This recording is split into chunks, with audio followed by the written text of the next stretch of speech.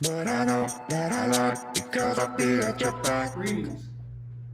Today I'd like to talk about an old friend of mine. It's called the Manriki Kusari. The Manriki Kusari is a weighted chain. The Manriki Kusari is a weapon that has been around for a very long time, and I've seen tons of magazine articles, book articles, and I've seen different grandmasters do different techniques. But since 1985 until now, very few of the grandmasters in Japan have physically taught any type of what I would consider to be a organized system on this particular weapon. In the early 1990s, I came across a guy who trained in a system called Totaru Manriki Kusari. And it was very karate-ish, Okinawan-ish, even though it was a Japanese system, but it was very, just very linear, knees tall, just a very unique style. But I was able to learn up to the Shoden Menkyo level. It was a pretty extensive Q system into this, so I was able to learn a lot of it.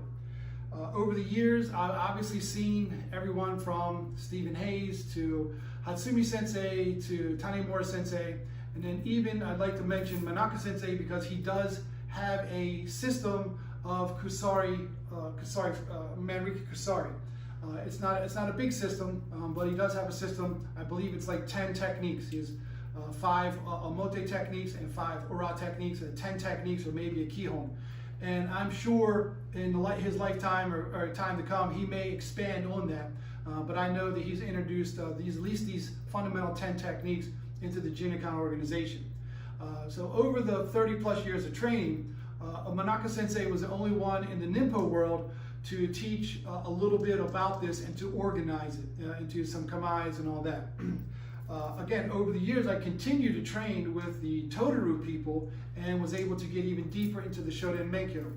That's when they stopped teaching me and said if I wanted to learn any more, I would need to quit all of my other teachers and pledge 100% loyalty to their system, and then they would continue to teach me. And I actually found out that there was less than 20 techniques that I haven't seen, and the majority of those 20 techniques were just variations of those original techniques against the sword and against maybe multiple attackers. So there was some kuden. So yeah, I did miss some things.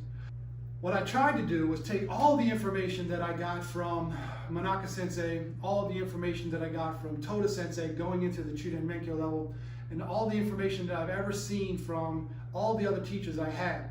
Teachers would take off their black belts and they would do techniques for black belts, or they would train in what you call a Kusari fundo, which is basically a rope, and they would do different things. They'd spin, they'd hit, and they'd wrap your wrist up, basically playing around with some just shit, just doing some stuff with the weapon. But it wasn't like a fundamental system, which wasn't good enough for me. It wasn't something that I could reproduce to teach to my students. So I sat down one year and collected all the information that I had, did a lot of research on the weapon from other systems that I haven't studied, but was able to purchase books and to study their philosophy and study their stances and their principles behind it. And I was able to put together, 50 or 60 pages worth of material. And then I squeezed that down and got rid of all the common denominators from different things and came up with kind of a core system. So what the United States Ninpo Academy teaches as far as the Manriki Kusari, I'm just going to call it as an Igaru ninjutsu system of Manriki Kusari. It's not connected to any school.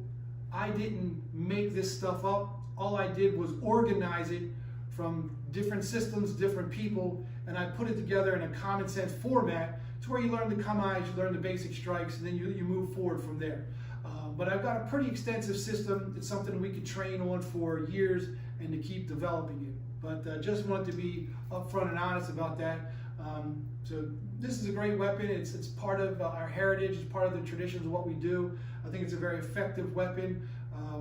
When I was kind of in my earlier days, I remember where I went to Washington, D.C. on a field trip, and we were trying to get into like the museums and stuff like that. And I had one wrapped around on my belt. I was like a crazy ninja guy. I always had like shurikens in my socks, and I had like blinding powder in my back pocket, and I was just a fool.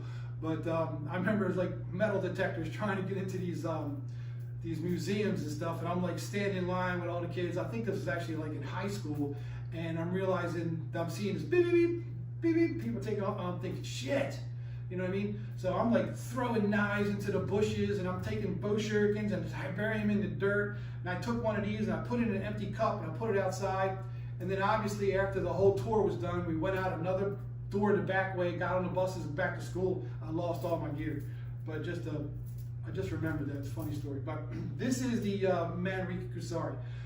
Whether there's a length that's important or not, I'm really not sure. The Totoro people didn't really talk too much about a length.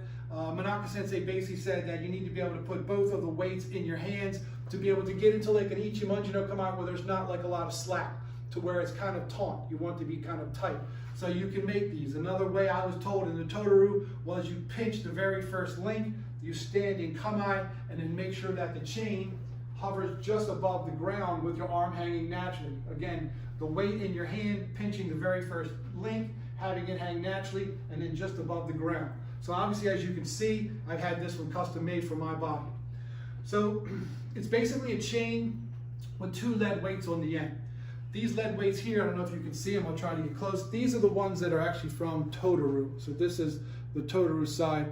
It kind of has a 1, 2, 3, 4, 5, 6. So it's got 6 sides to it, and then it's round, and it's got a long weight on it, and then it's got the chain links on it, you know what I mean? And then these are a pretty strong metal here, right? And the chains are nice and smooth, so they don't cut your hands when you go across them there. So that's kind of what the Manriki Kusari looks like. On the reiho or the etiquette side of it, again, you can do it traditionally where you can have it in your hands. You can come here and you can bow.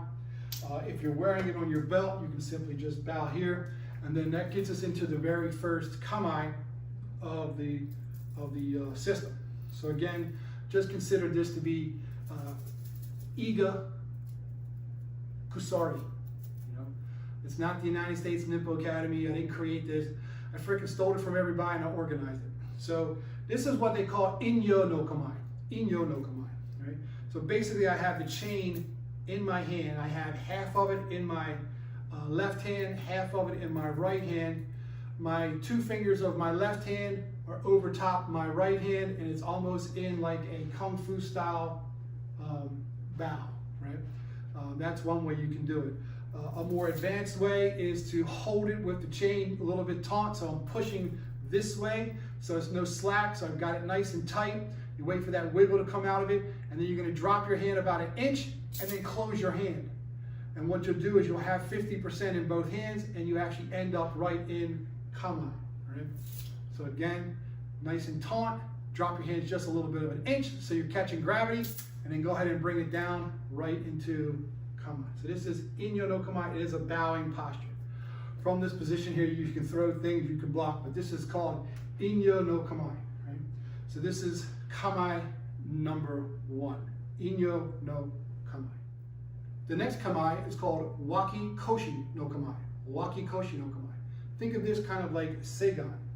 So you're going to be in kamae with your basically your pinky finger and your ring finger holding the weights. Your middle finger kind of tucked in lightly, but touching the weight. Your thumb and your index finger are just over top the chains, kind of making a loose, but they're really not doing nothing. So you're pretty much holding everything with those back 2 fingers, lightly with the middle finger, these 2 fingers around the chain, lightly so that can move. You don't want to be pinching that off, right? And then I'm going to be grounded at the hip, and then this, if it would continue, it would go into their eyes. So depending upon how tall they were, this is going to vary. So this end, which has the tip extruding a little bit from your palm, so when you hit somebody with your hand, you're not touching them with your flesh, you're actually driving the weight to their body, right? But this is here called waki koshi no kamae. The next kamae is called kobushi gakure no kamae. Kobushi gakure, kobushi, basically old warrior. Kobushi gakure no kamae. You're going to take your left hand, put it on your right shoulder blade. Get into kamae and bring the weapon back behind your back, trying to hide it some behind your head. So you don't want it where the opponent can see the chain. Have it behind you some, but not too much of an angle because you're going to need to bring this forward, right?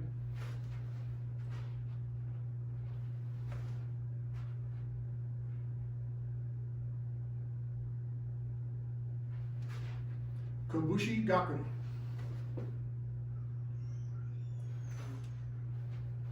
Kobushi Gakure. Elbow's not down, it's not too high, it's very natural position. Almost like if I was in kamae here, that position of this arm is like Ichimonji no kamae, but it's back here. Kobushi Gakure no kamae. Next is Chigiri no kamae. Chigiri no kamae. So from Kobushi Gakure no kamae, bring your back hand, your right hand, down, in tight to your body. So from out, down. And again, I'm trying to take the chain and hide that in tight to my body. So my left hand and my right hand are touching my body, and the chain is along my body. And I'm again trying to do my best to hide it. When you wear the chain, there's a couple different places that you wear it. So if I was to bring the chain out, I'm going to be able to try to bring it into a position to where he doesn't see what I have. He may know I have something, but you're going to try to disguise the kamae you're in. That's why I'm trying to hide the chain, right? Chiburi no kamae.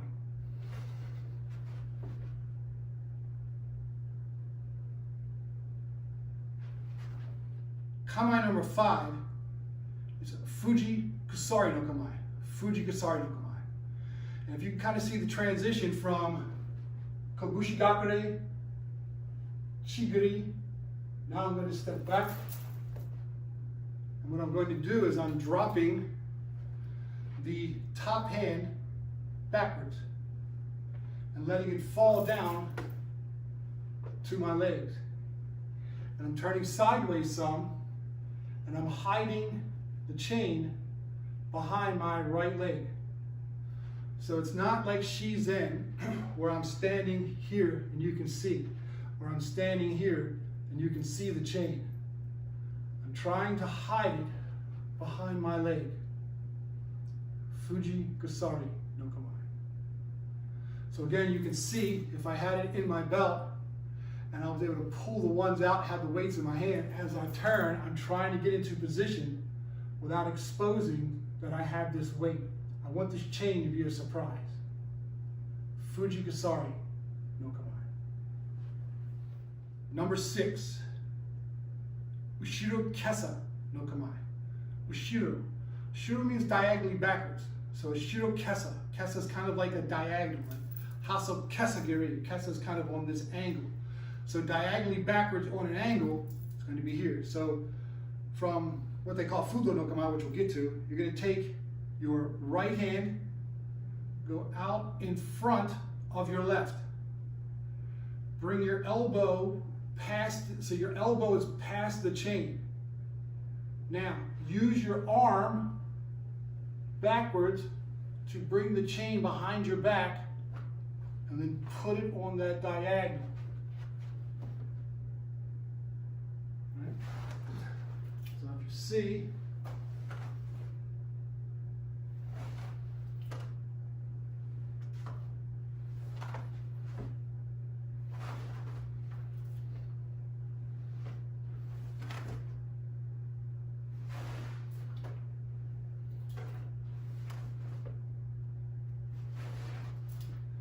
so again, I've seen some people just take their right hand and hook this behind their elbow because it's your elbow that brings it back. I'm not trying to take this and loop it around, right?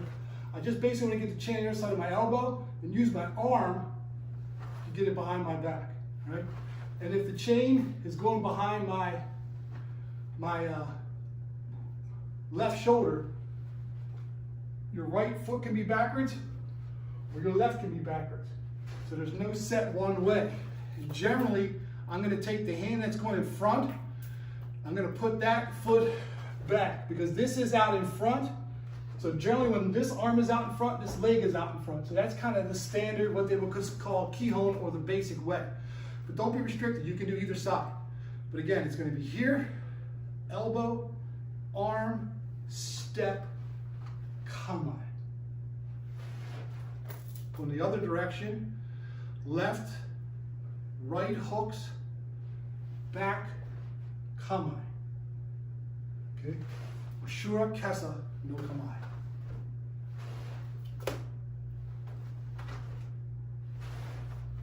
And I'll get into the strikes, but that's pretty obvious.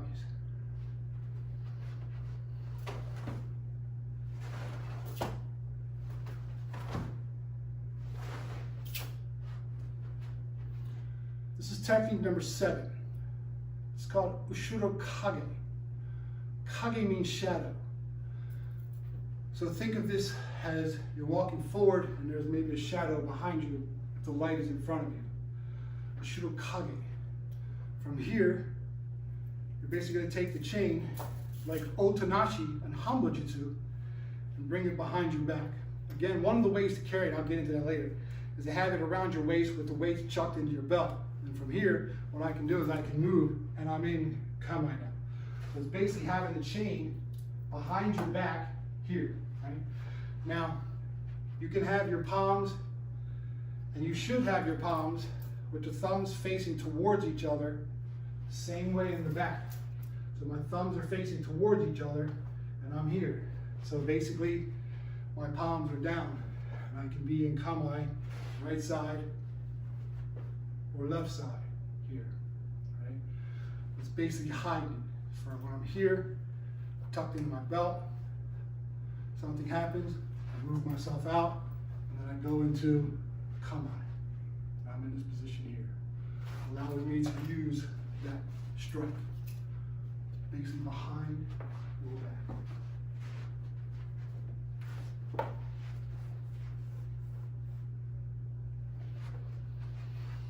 That is Ushiro Kage. Number 8. Number 8 is called fundo no kamae. Again, having it in these fingers. This time you want a little bit of slack. So you don't want to hold it where it's taut. You want a little bit of slack. Because what you're going to do is this is going to actually pop. And it's going to pop into your target. So you want to be able to use that to be able to cause a little bit of pain on that snap. So you just want it here. Manaka Sensei would call this amote ichimonji. Totaru calls it fudo no kamae. The word fudo simply means immovable. It's immovable kamae.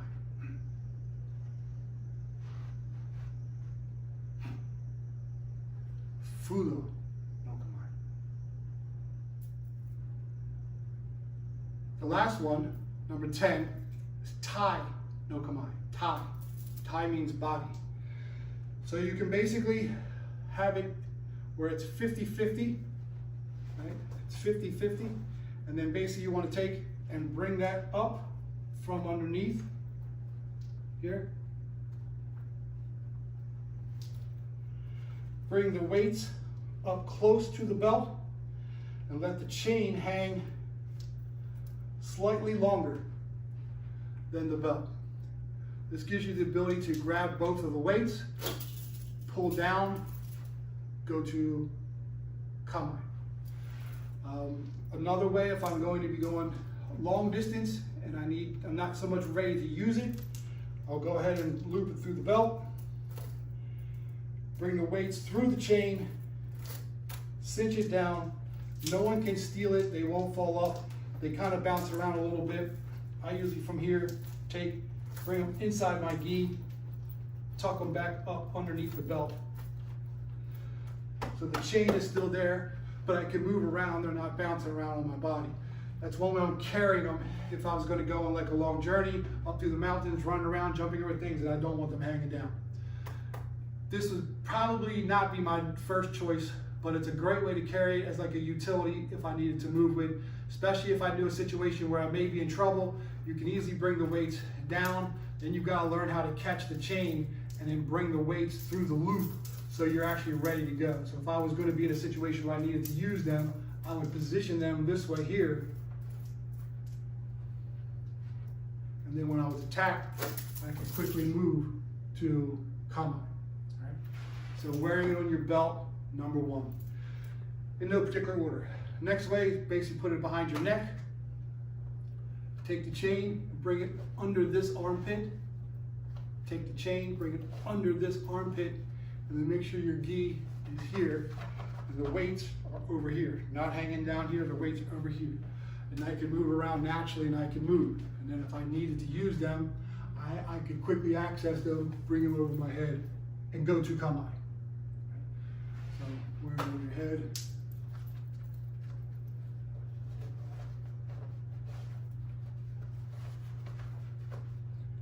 I can fight, move, everything, and they're not going to move around on me.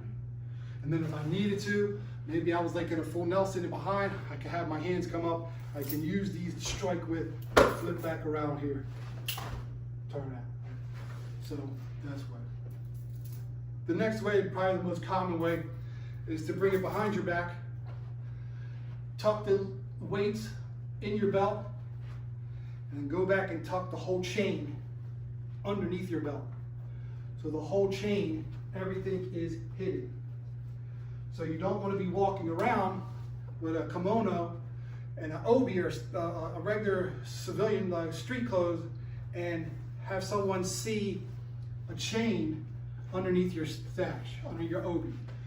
If they see the weapon and you're a young guy, you're not from that town, and you've got a weapon or a chain, that's not something that a merchant or a farmer or someone who was just in the community would carry a chain around. That's only something that a warrior would do. And if you're trying to hide a chain under your belt, you're either going to be a thief or you're going to be a ninja.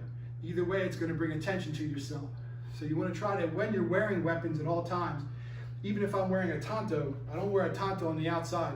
I'll put the tanto underneath my gi and try to hide it. So anytime I can hide my weapons, you're going to be in better shape. But this way here, I can move and kick, there's no problem. If I get in a situation, I can quickly grab out the weights and I can go into kihon. All right. So again, you have wearing it on your belt, around your neck, and then around your back is where you would have it. Right? Here are the kihons. 1,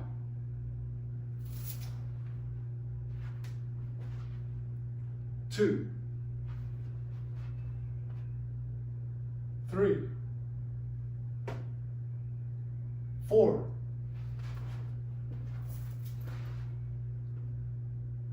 5,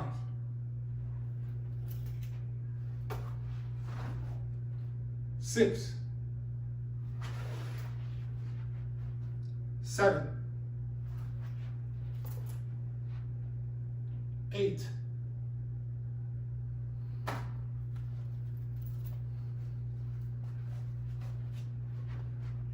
9,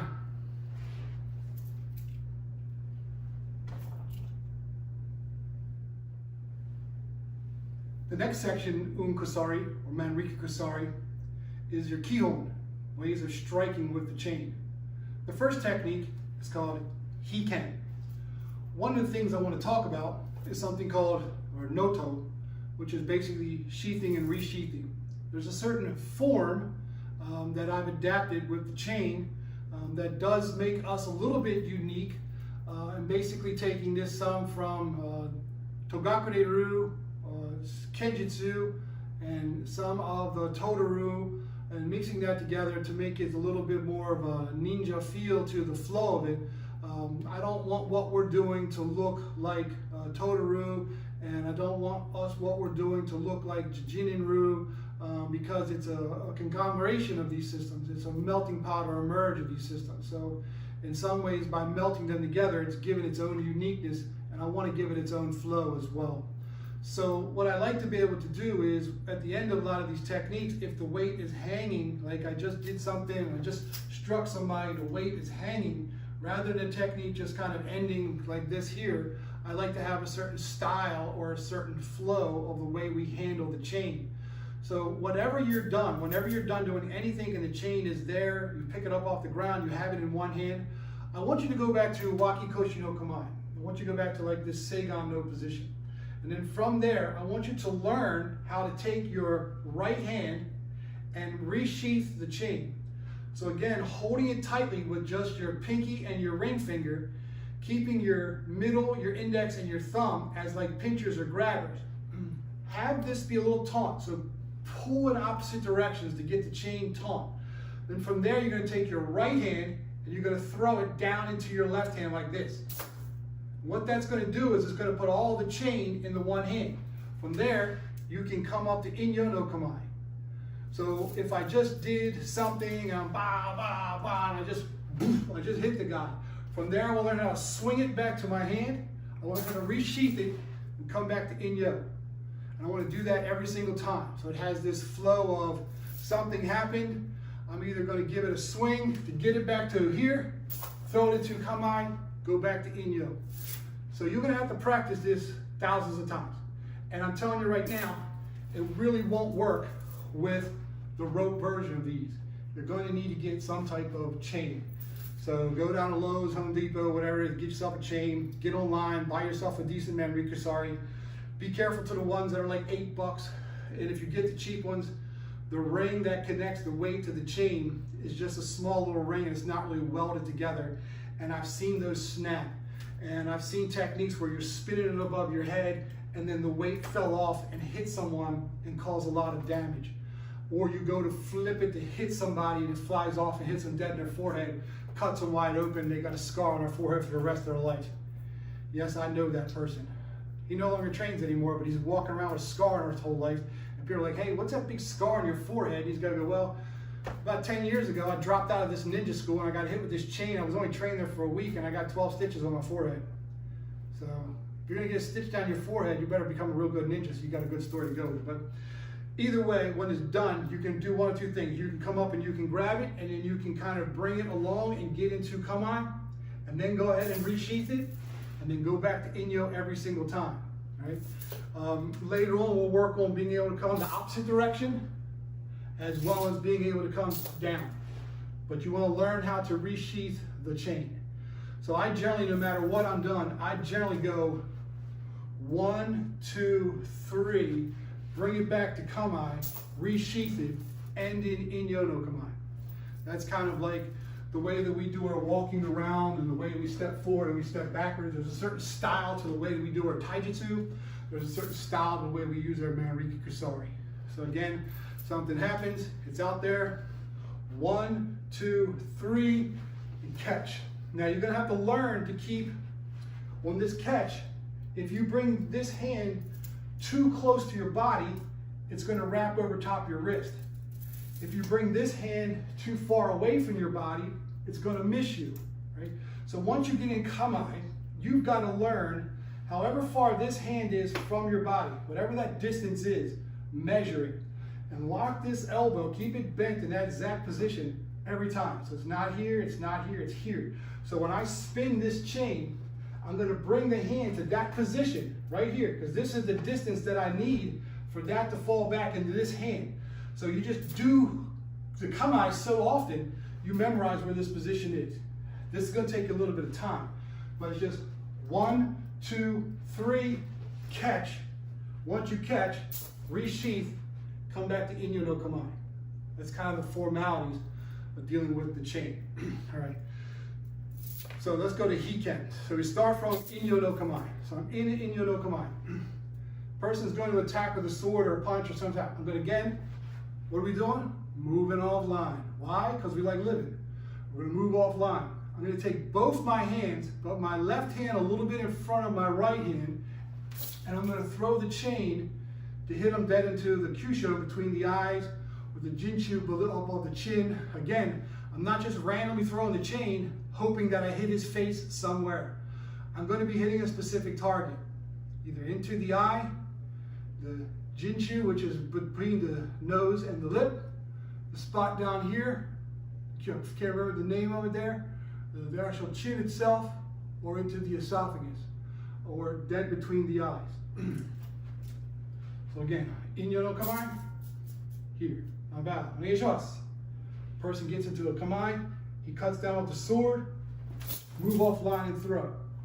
There's your chain hanging, grab it, go back to kamai, resheath, back to inyo, step backwards.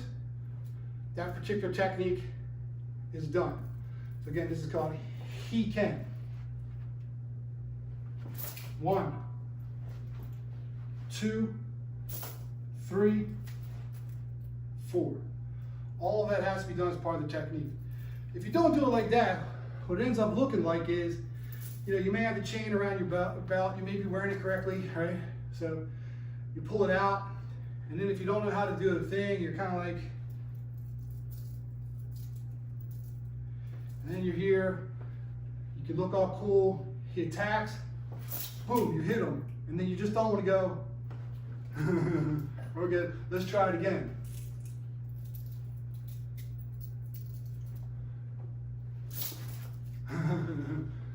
See, you're a dork, don't do that, right?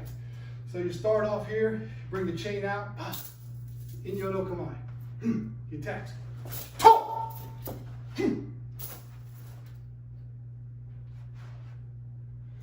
see how much more professional that looks?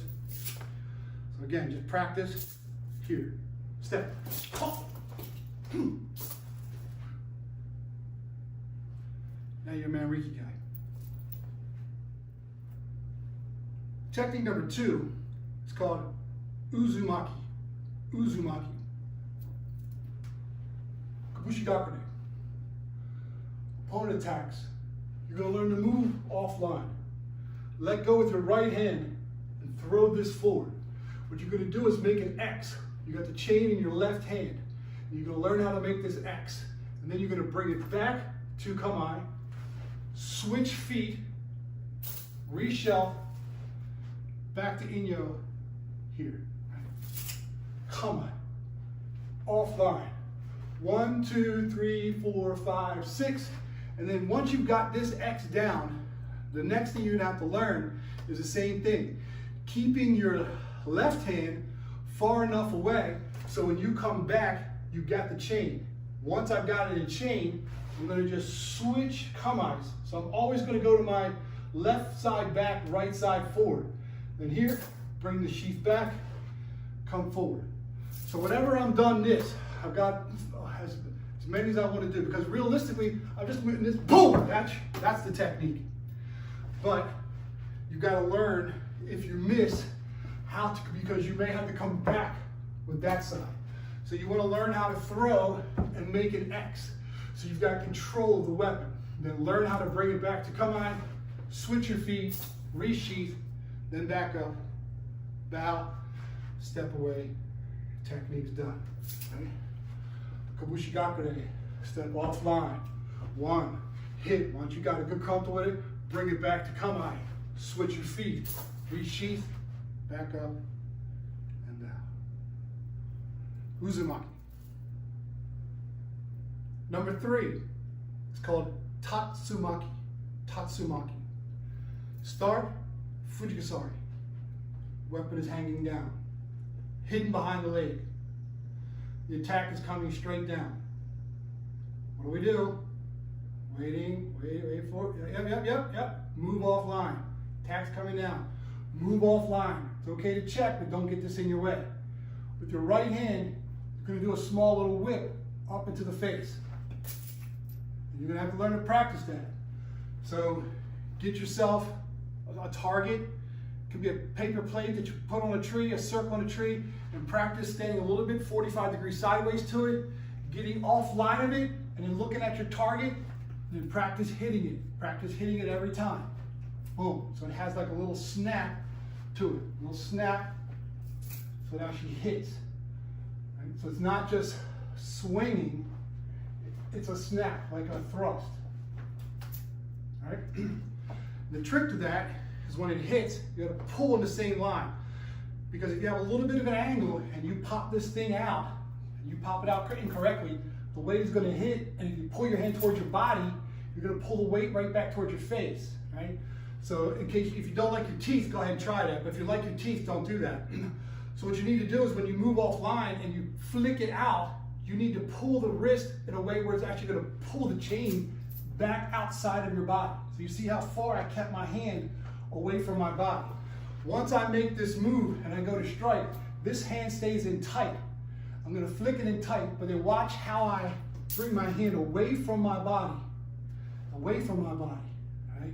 And then from there, then I'm gonna actually come here, and it's gonna be one big throw over top the head, boom, hit to the face, back to kamae, resheath, here, bow, step away.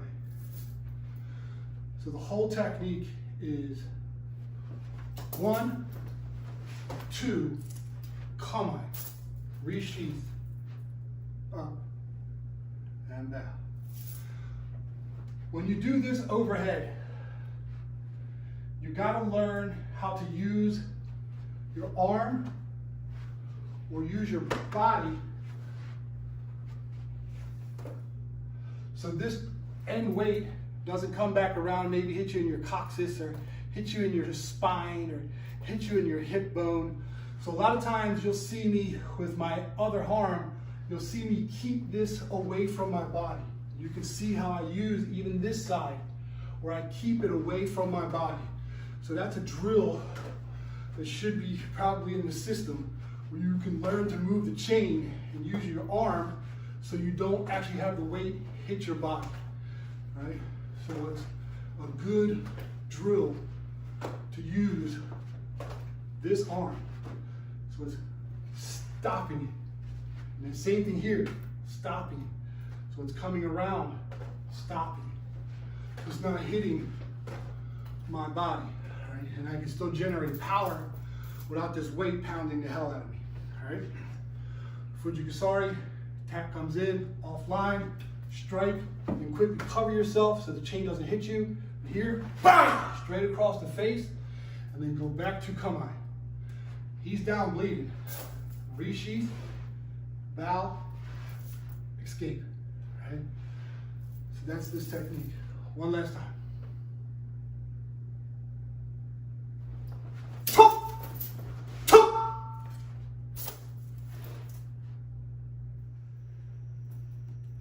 Technique number 4 is called ichimonji. Start in wakikoshi no kamae. From here, you're going to learn to strike to the head, to the head, to the ribs, and then to the knees, to the knees. You're just going to watch and learn how to have this hit.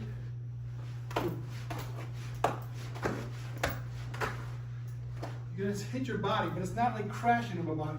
I'm slowing it down some. But you want to be in a situation where someone attacks, and you learn how to hit them. Learn how to hit to the body. Learn how to hit to the knees. And every time I do it, the weight's coming back and hitting me here. It's hitting my body.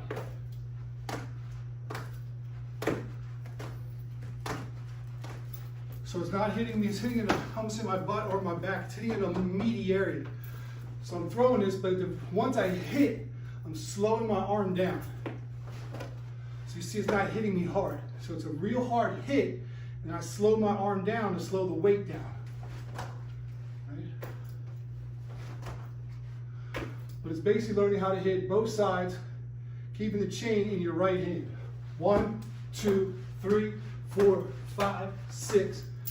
Back to kamae.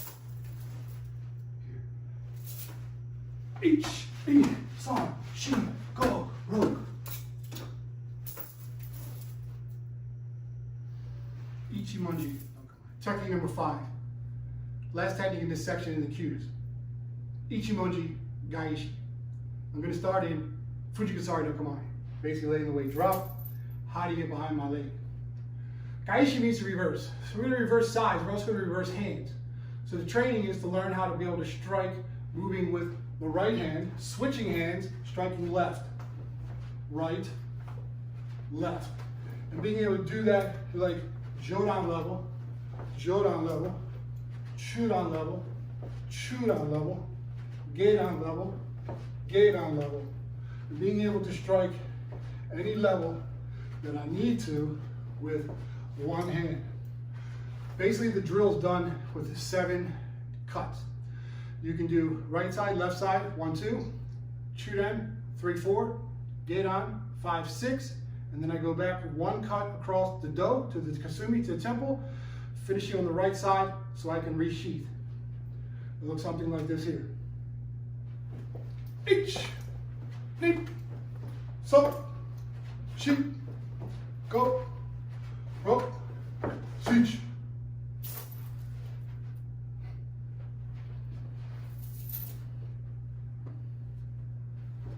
Ich, nip, so, sheep, go, rope, switch.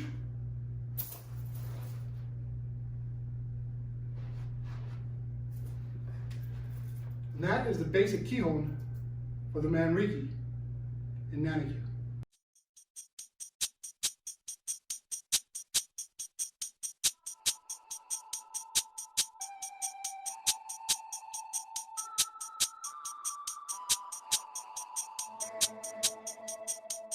But I know that I like because I'll be at your back and call.